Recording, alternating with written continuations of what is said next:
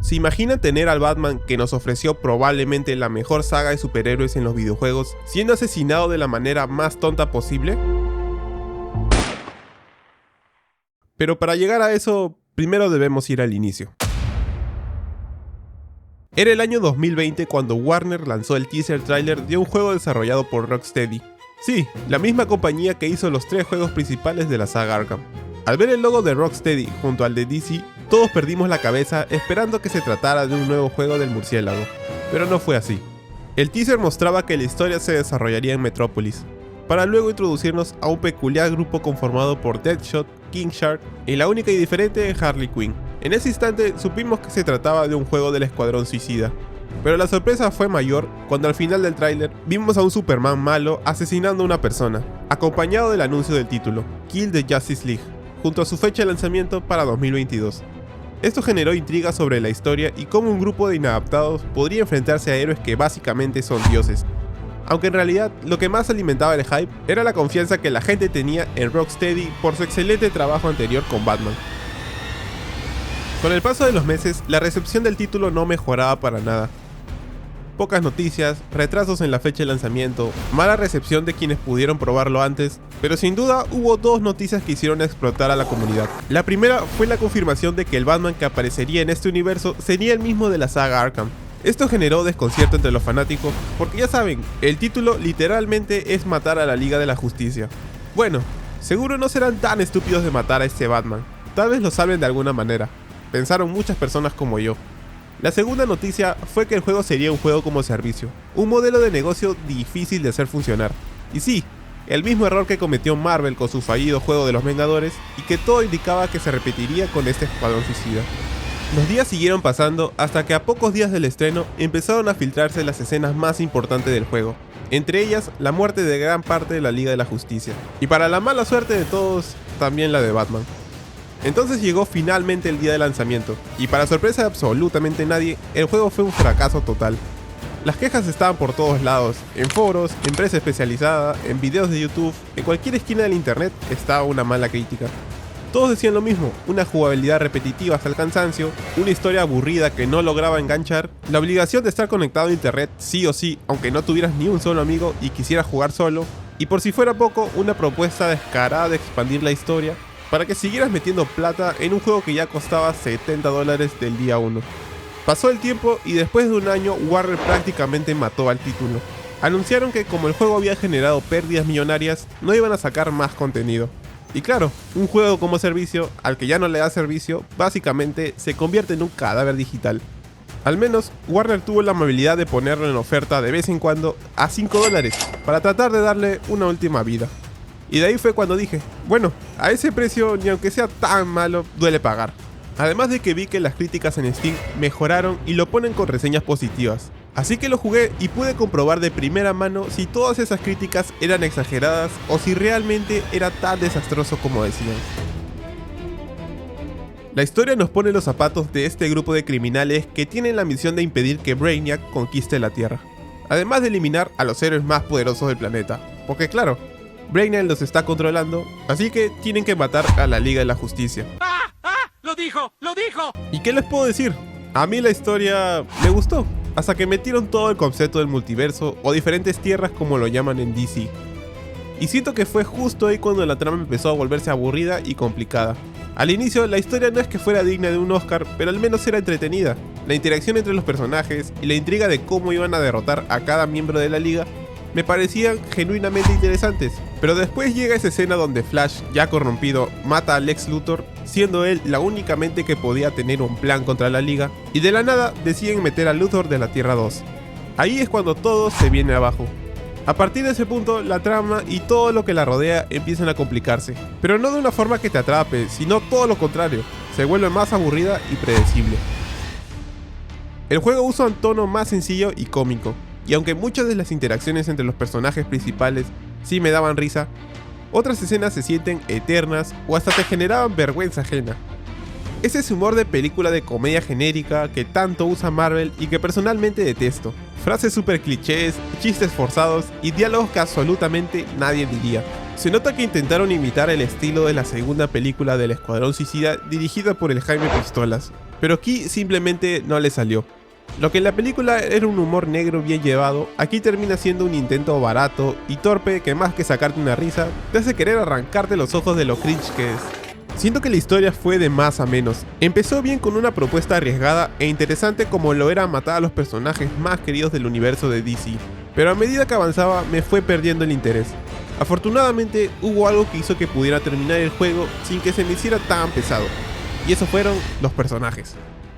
Creo que lo que hicieron mejor con este juego fue el cómo generaron las interacciones entre los personajes principales. La dinámica e interacción entre este grupo, si bien no es nada profunda, se siente genuina y fresca. Empezando con Deadshot.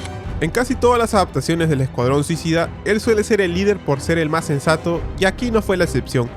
El problema es que dentro de los 4 protagonistas me pareció el más aburrido. Y no porque esté mal escrito, sino porque sus personalidades de los demás son mucho más explosivas, mientras que Deadshot es bastante más tranquilo. Eso sí, esta seriedad no es necesariamente mala. De hecho, contrasta bien con el resto del equipo, porque alguien tenía que cumplir el papel de cerebro frío que ponga orden entre tanto descontrol. Hablando de Capitán Boomerang, al principio este tipo me caía pésimo. Su personalidad irritante no me parecía graciosa para nada, más bien me daban ganas de silenciarlo cada vez que hablaba. Pero a medida que la historia fue avanzando, entre algunos chistes que sí lograron sacarme una sonrisa, y conociendo un poco más de su trasfondo, que usa los chistes como un mecanismo de defensa, terminó cayéndome mejor, aunque al final solo termina encasillado por ser el alivio cómico del grupo y no se le da un desarrollo real. King Shark es sin duda mi personaje favorito de todo el juego. A pesar de ser físicamente el menos humano, irónicamente era el que mostraba más humanidad en muchos de los momentos más importantes. Sí, lo tratan como el más tonto del grupo por su falta de conocimiento sobre las interacciones humanas, pero muchas veces soltaba frases sorprendentemente inteligentes, como esta. Your friends are beyond saving. How many more lives will be lost while you try and fail? Y bueno, también ayuda que, para mí, tiene las escenas más graciosas de todo el juego. What are you doing, mate? I'm smiling. You're right. Terrify the bastard. Perfect. Seguimos con Harley Quinn, la única y diferente. Con ella pasa algo peculiar. A raíz de la versión de Margot Robbie, han querido darle un lavado de cara al personaje. Pasó de ser la típica ayudante que se dejaba manipular y maltratar por el payaso a alguien mucho más empoderada e independiente. Y personalmente no me molesta. Esta Harley sigue ese mismo camino, haciéndola un personaje bastante más interesante y mucho menos dependiente que su versión en Arkham. Tiene momentos que realmente me gustaron, y algunos de sus comentarios sobre los otros personajes sí me dieron risa. Eso sí, hay algo de ella que no me convenció para nada, pero ya hablaremos de eso más adelante. Creo que el mayor problema con estos personajes es que al haber tantas cosas ocurriendo en el juego, nunca hay tiempo real para desarrollarlos o profundizar en ellos. Se quedan a medio camino, y al final quedan en un plano secundario. Al menos las interacciones entre ellos sí me gustaron. Es en esos momentos donde realmente se siente que estás jugando con un grupo disfuncional pero entretenido, y es lo que logra darles vida. Pero antes de seguir, recuerda que si te está gustando el video, no olvides dejar tu like y suscribirte para no perderte de más videos como este. Y si es que no me creen, solo miren cómo quedó Alfred. Así se veía cuando era un mortal más, pero luego de suscribirse se convirtió en todo un papucho. Algo curioso que me pasó con el juego es que cuando lo empecé estaba en el modo online y sentía que mi juego iba lento, además de generarme bugs que entorpecían enormemente la experiencia de juego. Así que tuve que cambiarlo al modo offline, que por cierto esta función de cambiar de modo online a offline tardó un huevo en llegar. Y bueno, cuando hice esto tuve que empezar desde cero la historia, porque no se guarda el progreso y es como si empezaras una nueva partida. Esto verdaderamente me molestó, pero al menos mejoró la fluidez de mi partida y por lo mismo el gameplay. Con respecto al gameplay, lo que tenemos básicamente es un shooter, y la verdad no me pareció para nada malo. El gameplay se siente bien, los controles responden bastante sólidos, pero el problema viene en que realmente no hay tanta diferencia entre elegir un personaje u otro, ya que prácticamente todos pueden usar las mismas armas y sus habilidades especiales pues no sean tan especiales. Donde sí hay una diferencia real es en la movilidad. Ahí cada personaje se siente distinto. Deadshot con su jetpack, King Shark usando su fuerza para dar saltos enormes y lanzarse con impulsos, Harley columpiándose con un artefacto de Batman y Boomerang con su versión Temu de la Speed Force. Sí, la misma que le da los poderes a Flash, pero que irónicamente fue con el que más lento me sentía al moverme. Otro problema que tuve con este juego fue la cantidad absurda de texto para explicar mecánicas. Tienes texto para las armas, texto para las habilidades de los personajes, texto para los objetos que pueden usar. Hermano, no es que no me guste leer, pero cada misión me agregabas un texto explicándome algo que probablemente solo usaría una vez. Y no es que hubiera tanta diferencia entre un arma u otra. Además también de la absurda cantidad de cosas que te aparecen en pantalla, que te aseguro que no sabrás ni la mitad de lo que son. Y debido a la gran cantidad de colores que aparecen, te generarán lo mismo que a los Simpsons en ese episodio que van a Japón. Hablando del mapa y de las misiones, pues las misiones solo sirven para farmear mejores armas y experiencia. Y el mapa, aunque se desarrolla en Metrópolis, la ciudad de Superman y de la Liga, se siente totalmente vacía. Lo único que se rescata es que tiene detalles y referencias a la Liga. Las primeras 2 horas todavía me parecían entretenidas, pero considerando que me demoré unas 15 horas en terminarlo, imaginen mi sufrimiento repitiendo lo mismo una y otra vez, porque las misiones en sí son prácticamente 4 y se repiten hasta el cansancio. Solo son derrotar a enemigos para salvar ciudadanos, derrotar a enemigos para proteger un dispositivo, derrotar a enemigos para destruir una fuente de poder y derrotar a enemigos. Moverse por el mapa me parecía aburrido. El mapa no te recompensaba con nada por explorar la ciudad. Nada interesante, todo era lo mismo. Pero oye, al final este juego es de Rocksteady, así que claramente tenían que traer de vuelta algo que todos amamos de esta increíble saga. ¿Adivinan qué fue? Exacto, el Acertijo. Y no es broma. Cuando lo escuché hablar realmente no lo podía creer. No pude entender cómo se les ocurrió traer de vuelta una de las cosas más odiadas de los juegos de Arkham. ¿Y todo para qué? Para aprovechar entre comillas el enorme mapa de Metrópolis. Es que ni siquiera tiene sentido la razón de su regreso. Básicamente está ahí para demostrar que es más inteligente que los miembros del escuadrón y que los pondrá a prueba a ver si son capaces. Sí, suena estúpido y lo es. Así que toca otra vez recolectar trofeos, escanear acertijos y completar sus pruebas. ¿Y cuál es la recompensa tras todo esto? Nada. ¿Qué? De verdad no sé qué se les pasó por la cabeza al traer de nuevo a Enigma. Pero bueno, ya que estamos hablando de los villanos, toca hablar de los verdaderos antagonistas de este juego. Los combates contra la Liga de la Justicia me parecieron buenos. Sí, ya sé que suena ridículo que 4 criminales sin superpoderes reales puedan derrotar a dioses básicamente invencibles, pero el juego al menos se toma la molestia de explicar cómo lo harán. Claro, a veces la solución aparece convenientemente, pero bueno, dentro de la lógica del juego tiene cierto sentido. O bueno, cada vez que aparecía algo sin sentido yo solo decía Necesidades del guión. El primer miembro al que nos toca eliminar es Flash, gracias a un dispositivo que reaccionaba contra la Speed Force, o al menos eso entendí. Su combate en la teoría me pareció bueno. El tipo se movía rapidísimo y hasta aparecían 3 versiones de él al mismo tiempo. Aunque a veces era algo confuso, sí reflejaba bien lo que es enfrentarse al hombre más rápido del mundo. El segundo combate es contra Green Lantern. Su combate estuvo bien, creo. Le enfrentas con el poder del color amarillo de los Siniestro Corps, haciendo que doblegue su voluntad. Necesidades del guión. Miren, no voy a meterme en los detalles porque no vale la pena. Al final lo derrotamos y sueltan un chiste que casi me hace arrancarme los oídos. You're just gonna go from Wallace Prison to Brainiacs. Nah. Didn't you hear?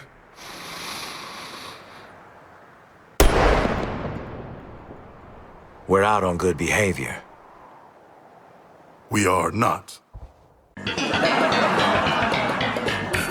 De ahí tenemos a Superman.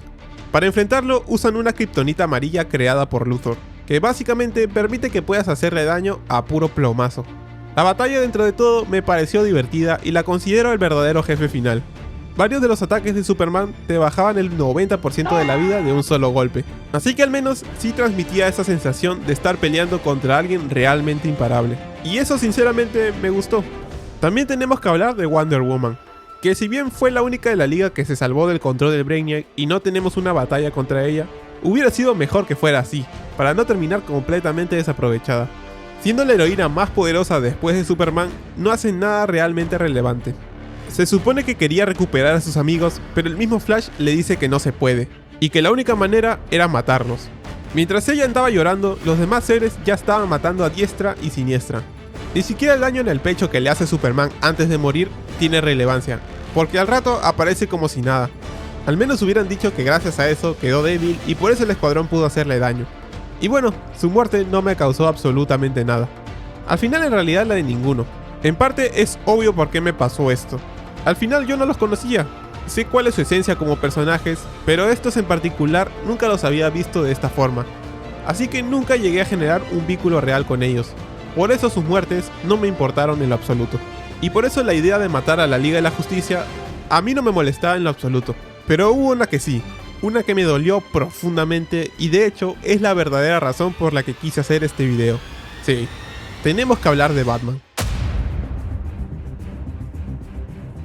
La primera aparición de este Batman es brutal. Luego de salvar a Flash, entramos en una especie de museo y ahí de repente Batman nos acecha. Por un momento sentimos lo mismo que sintieron los villanos cuando nosotros éramos los que los cazábamos. Esa parte realmente me encantó, aunque lamentablemente fue una sensación muy breve. Durante el juego, por conversaciones que escuchábamos, se nos deja en claro que Batman es básicamente la mano derecha de Brainiac. Porque claro, si alguien va a ser útil en una invasión alienígena, es el hombre más peligroso del mundo. Hasta ahí todo bien. Pero cuando llega el momento de enfrentarnos a él, y aquí Batman nos envenena con el gas del miedo, obligándonos a ver nuestros peores temores. La idea suena bien, pero claro, de manera conveniente, Harley resulta ser experta en contrarrestar el gas, porque bueno, pasó años en prisión con Scarecrow y tiene conocimientos de neurología. Necesidades del guión. Así que luego de que Batman se transforma en un espectro enorme y aterrador, la solución es dispararle hasta que se muera. ¿Y ya? Lo que hicieron con Batman en este juego me parece terrible. Y no lo digo solo por su batalla, ya que de por sí es lamentable, sino por cómo Warner usó todo el legado que había construido la saga Arkham únicamente como una excusa para vender este juego, y de paso destruirlo por completo. Hay cosas que ni siquiera tienen sentido, empezando por Deadshot. El mismo Boomerang lo dice al inicio. Isn't Deadshot supposed to be white? Racista. Y claro, en vez de dar una respuesta lógica, lo dejan como una simple broma y nunca se explica. Tal vez solo para hacerlo más parecido a su contraparte de las películas que hizo Will Smith. Después tenemos al Pingüino. ¿Y qué rayos hacía el Pingüino en Metrópolis? Lo único que comparte con su versión de Arkham es el nombre, porque en diseño no se parece en nada. O Poison Ivy, que aparece como una niña pequeña secuestrada por Luthor para fabricar armas. ¿En serio? Incluso si tratamos de aceptar esto, ¿no creen que Batman habría sabido algo? Al final fue ella quien liberó a Gotham de la toxina en Arkham Knight. Es poco creíble que Batman no hubiera sabido nada al respecto sobre esto. También hay que mencionar que este Batman asesina a Tim Drake. Y fuera de pantalla. Y bueno, del Acertijo ni hablamos porque ya lo mencioné lo horrible que fue traerlo de vuelta. Esto es justamente a lo que me refiero. Es completamente entendible por qué Sefton Hill, el director de Arkham Knight, decidió desvincularse de este proyecto. Sí, son los mismos personajes, tienen las mismas voces, pero en diseño, esencia y espíritu no son ellos. Se sienten irreconocibles. Y creo que ese es el resumen perfecto de lo que hicieron con Batman en este juego. Lo tomaron, lo vaciaron de todo lo que lo hacía especial y lo convirtieron en una sombra irrelevante de lo que alguna vez fue. La escena donde Harley asesina a Batman me pareció simplemente estúpida. Ella suelta un discurso pedorro que si lo escuchas con atención no tiene ni pies ni cabeza. No esperaba que el escuadrón le hiciera un homenaje porque al final del día son villanos, y lo entiendo perfectamente, pero era tan difícil al menos que Harley, quien obviamente ya tuvo un desarrollo al alejarse totalmente del Joker, reconozca de alguna manera que Batman siempre intentó ayudar a los criminales, porque podía simplemente matarlos y ya, pero no, siempre buscó la manera de ayudar. Al final simplemente dispara y se acabó. Así de simple. Así terminó el legado del hombre que durante años fue el centro de una de las mejores sagas que ha tenido la industria de los videojuegos.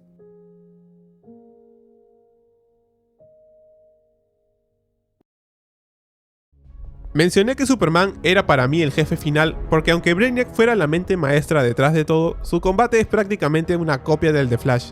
Y claro, esto se hizo con la excusa de que los otros 12 Brainiacs que aún quedaban rondando por el multiverso iban a tener peleas nuevas en un futuro, cosa que, como ya sabemos, nunca pasó. El postgame básicamente no tienes nada que ofrecer, a menos que quieras repetir las misiones genéricas una y otra vez, no tienen nada nuevo que ofrecerte.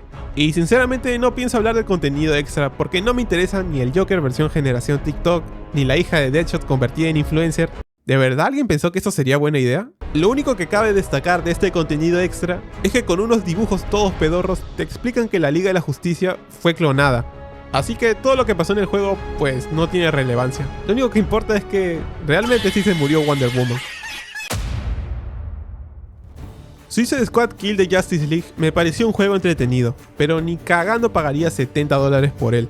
Tal vez hubiera funcionado mejor si no lo hubieran ambientado en el mismo universo de la saga Arkham y no lo hubieran hecho como un juego como servicio. Porque aunque no lo crean, esas decisiones terminaron siendo un ancla. ¿Se merece todo el odio que recibió? Totalmente. Pero si lo que quieres es apagar el cerebro un rato y probar algo nuevo que al menos en su jugabilidad se sienta bien, pues creo que este podría ser tu juego. Y obvio, solo págalo si está en oferta. Solo espero que Rocksteady en el futuro regrese con un proyecto que de verdad disfruten hacer. Y que no sea simplemente otro producto dictado por la avaricia de una empresa que ya demostró no entender lo que tiene en sus manos. Y esperemos que no vuelvan a tocar al Batman de la saga Arkham.